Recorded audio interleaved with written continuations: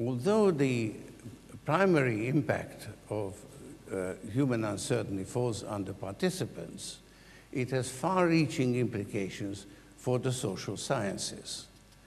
I can explicate them best by invoking Karl Popper's theory of scientific method. It's a beautifully simple and elegant scheme. It consists of 3 elements and 3 operations. The 3 elements are scientific laws and the initial and final conditions to which those laws apply. The 3 operations are prediction, explanation, and testing. When the scientific laws are combined with the initial conditions, they provide predictions. When they are combined with the final conditions, they provide explanations. In this sense, predictions and explanations are symmetrical and reversible. That leaves testing, where predictions derived from scientific laws are compared with the actual results. According to Popper, scientific laws are hypothetical in character. They can't be verified, they can only be falsified by testing. The key to the success of scientific method is that it can test generalizations of universal validity with the help of singular observations. One failed test is sufficient to falsify a theory, but no amount of confirming instances is sufficient to verify. This is a brilliant solution to the otherwise intractable problem: how can science be both empirical and rational? According to Popper, it's empirical because we test our theories by observing whether the predictions we derive from them are true. And it's rational because we use deductive logic in doing so. Popper dispenses with inductive logic and relies instead on testing. Generalizations that can't be tested do not qualify as scientific. Popper's emphasis on the central role of testing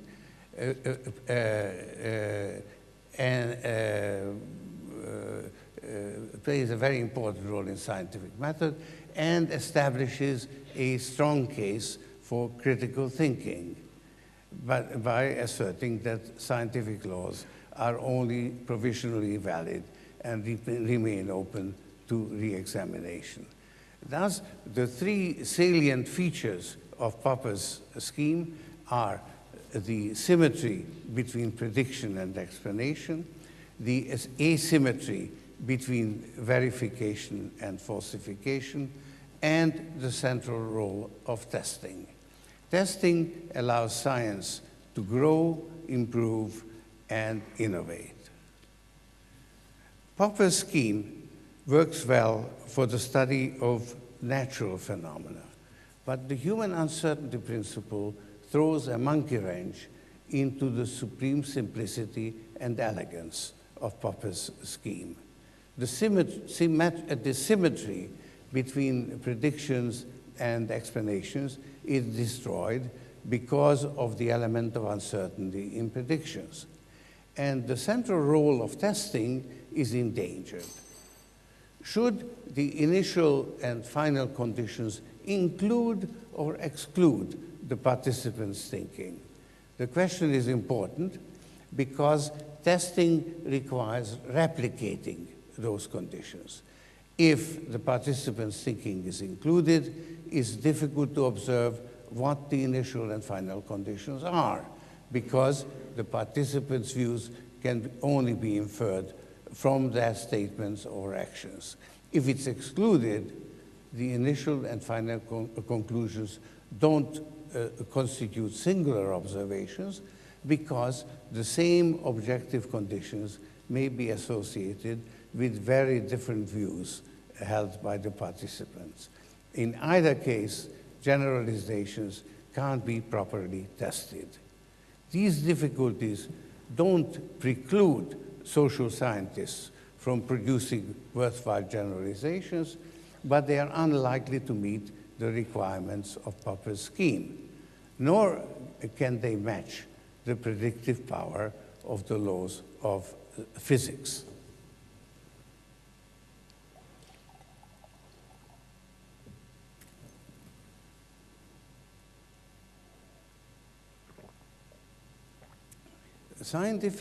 Social scientists have found this conclusion hard to accept. Economists in particular suffer from what Sigmund Freud might call physics envy.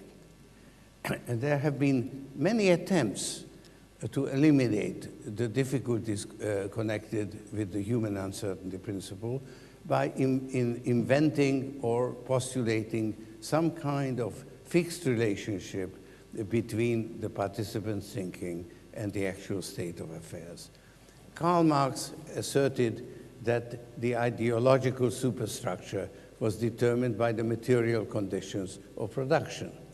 And Freud maintained that people's behavior was determined by drives and complexes of which they were not even aware. Both claimed scientific status for their theories, although, as Popper pointed out, they can't be falsified by testing. But by far, the most impressive attempt has been mounted by economic theory. It started out by assuming perfect knowledge. And when that assumption turned out to be unsustainable, it went through an increasing contortions to maintain the fiction of rational behavior. Economics ended up with the theory of rational expectations, which maintains that there is a single optimum view of the future, that which corresponds to it, and eventually all the market participants will converge around that view. This postulate is absurd, but it is needed in order to allow economic theory to model itself on Newtonian physics. Interestingly, both Karl Popper and Friedrich Hayek recognized in their famous exchange in the pages of Economica that the social sciences can't produce results comparable to physics. Hayek inveighed against the mechanical and uncritical application of the quantitative methods of natural science. He called